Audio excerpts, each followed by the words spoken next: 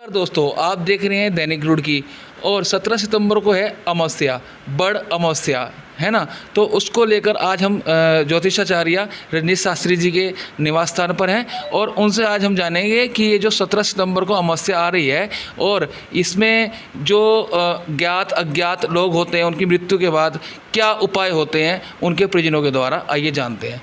पंडित जी, आपका दैनिक Roorkee news portal में बहुत बहुत स्वागत है। सर, ये जिस तरह से अमावस्या आ रही है 17 सितंबर को, इसमें क्या उपाय रहेंगे श्राद्ध वाले में? धन्यवाद। दैनिक रुड़की के सभी दर्शकों को नमस्कार, जय श्री राम। और 17 सितंबर में सर्वपितृ अमावस्या, इस अमावस्या को पितृ विसर्जनी के नाम से भी जाना जाता है। और अमावस्या एक खास दिन है। जिन व्यक्तियों को तिथि ज्ञात नहीं है, कोई भी तिथि जिस पर ज्ञात नहीं है या कोई श्राद्ध करना भूल गए हैं, तो आप सब लोग अमावस्या पे उनके लिए अपने पितरों के निमित्त पिंडदान, तर्पण, दान आदि तीर्थ स्थान पे आप तीर्थ स्नान इत्यादि जो भी आप कर सकते हैं। तो अमावस्या तिथि सर्वाधिक महत्वपूर्ण बताई गई है। हिंदू वैदिक सनातन धर्म में अमावस्यु जो पितरों का एक पितर है, एक अमावस्यु जो जिनका ब्रह्मचार्य के कारण इस तिथि को भगवान ने आशीर्वाद दिया कि इस दिन पर जो भी पूजा पाठ होगी वो निश्चित रूप से बहुत ही फलदायी होगी। और मैं आपको बता दूं, व्यक्ति का जब जन्म होता है तो उस पर 3 ऋण स्वतः ही होते हैं। पहला जो ऋण होता है जन्म काल से ही, वो होता है देवताओं का ऋण। देवताओं का ऋण तब दूर होता है जब नित्य प्रतिदिन आप देवताओं की उपासना, आराधना, वंदना करते हैं। जिस प्रकार देवताओं के द्वारा हमें ये अच्छा शरीर की प्राप्ति दी गई है, हमें सोचने की बुद्धि दी है, करने के लिए हाथ पैर दिए हैं, तो ये सब भगवान की ही अनन्य कृपा है। तो उनका धन्यवाद, आभार प्रकट करने के लिए हमने मनुष्य जन्म पाया है। तो देवताओं के दर्शन, सूर्य को नमस्कार करना, ये हमारी व्यक्तित्व में होना चाहिए। दूसरा ऋण होता है ऋषि ऋण। उन ऋषियों के प्रति अपना आभार प्रकट करना जो भी हमारे मार्गदर्शक के रूप में, जो भी हमारे गुरु हैं, पुरोहित हैं, उनके मार्गदर्शन पर चलना, छोटे बड़ों का सम्मान करना, दूसरे की प्रशंसा करना। तो ये सब ऋषि जो दोष है, समय अनुसार अपने ब्राह्मण को, पुरोहित को दान पुण्य से प्रसन्न करना, तो तब ऋषि ऋण से हम मुक्त होते हैं। तीसरा हमारा जो होता है जिसे हम कहते हैं पितृ ऋण या पितृदोष। बहुत से लोग प्रश्न पूछते हैं, महाराज हमारे पितृ तो बड़े अच्छे हैं, हमारे ऊपर क्यों दोष करेंगे? तो मैं आपको बता दूं, जिस प्रकार से प्रत्येक वस्तु पर माता पिता के जाने के पश्चात हमारा अधिकार हो जाता है, चाहे उनकी द्वारा बनाया गया कोई भी महल है, भूमि है, भवन है, ज़मीन है, वाहन है, संपत्ति, उन सब पर हम अपना एक अधिकार बना लेते हैं। लेकिन ज्ञात अज्ञात, जाने अनजाने उनसे कोई भूल चूक हुई हो, त्रुटि हुई हो, किसी को उनका लेना देना था, तो उन सब चीज़ों को हम कैसे दूर करेंगे?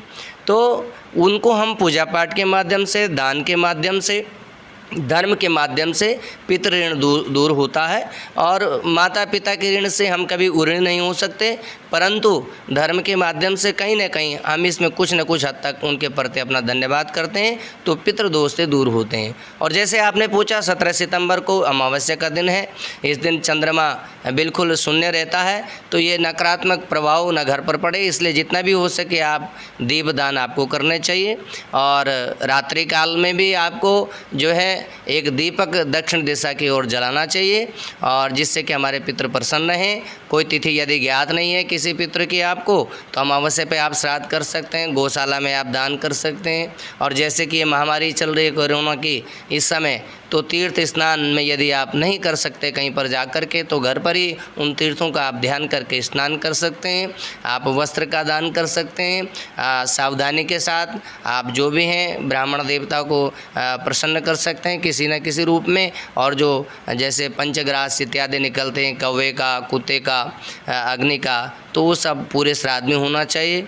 दक्षिण दिशा में आपको जल देना चाहिए। इन अमावस्या के दिन विशेष ही दक्षिण दिशा की ओर पितरों का ध्यान करके जल अर्पण करना चाहिए। और यदि आपके पास कुछ चीज़ नहीं भी है, आपकी सामर्थ्य नहीं है, तो केवल जल के भी यदि आप अर्पण करते हैं, केवल जल ही, तो उससे ही हमारे पितृ प्रसन्न हो जाते हैं। तो इसलिए बड़े ध्यानपूर्वक आपको 17 तारीख को अमावस्या का पर्व मनाना है। और अब हमारे पितृ क्या चाहते हैं, देखिए कोई खाली ये नहीं है कि हमने खाना, भोजन इत्यादि, आपको चरित्रवान विद्वान भी बनना है, आपको ब्रह्मचर्य का पालन करना चाहिए, आपको ऐसा काम करना चाहिए जिससे हमारे कुल की परंपरा जो मान मर्यादा हैं वो बनी रहें। हम इस जीवन में आए हैं तो इस जीवन में श्रेष्ठ और उन्नत कार्य करें। हम धन से क्या करें, तन पवित्र सेवा कर। आपका जो तन है ये सेवा के लिए मिला हुआ है। यदि आप सेवा भाव करते हैं तन पवित्र होता है। धन पवित्र कर दान, और धन तब पवित्र होता है जब उसमें से आप कुछ न कुछ दान करते हैं। और मन पवित्र हरि भजन कर ले, त्रिविध होगा कल्याण। तो आपका जो मन तब पवित्र होता है जब आप हरि नाम की स्तुति करते हैं, भगवान की स्तुति करते हैं, तो आपको बड़ा ही नियम धर्म संयम के साथ ऐसा पालन करने पर निश्चित रूप से आपके समस्त पितृ आपके प्रसन्न होंगे। शास्त्री जी एक जानकारी लेना चाहेंगे, जिन पितरों को कोई आगे पीछे नहीं होता उनके लिए क्या उपाय होने चाहिए, क्या उनका है? अच्छा प्रश्न आपने पूछा। देखिए, जैसे जब पुत्र श्राद्ध करता है, पुनर्कम तायत्रेति पुत्रः, पुत्र कोई अधिकार होता है।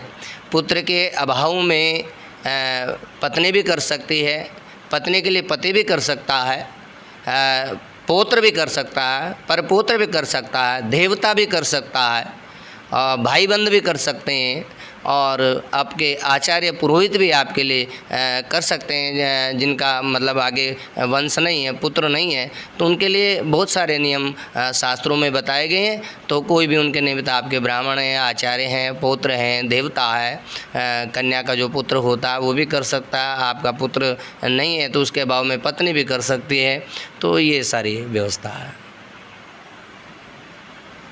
चलिए, रजनीश शास्त्री जी ने बताया कि जिनके आगे पीछे कोई नहीं होता उन पितरों का श्राद्ध भी उनके अन्य परिजन कर सकते हैं। नमस्कार।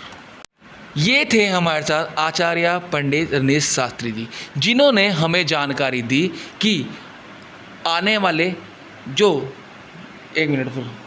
आचार्य पंडित रजनीश शास्त्री जी, जिन्होंने हमें इतनी अच्छी जानकारी दी कि अपने पितरों को प्रसन्न करने के लिए आप आने वाली 17 सितंबर को जो अमावस्या आ रही है उन पे अपने पितरों का श्राद्ध करें और अपने पितरों का आशीर्वाद प्राप्त करें। धन्यवाद। मैं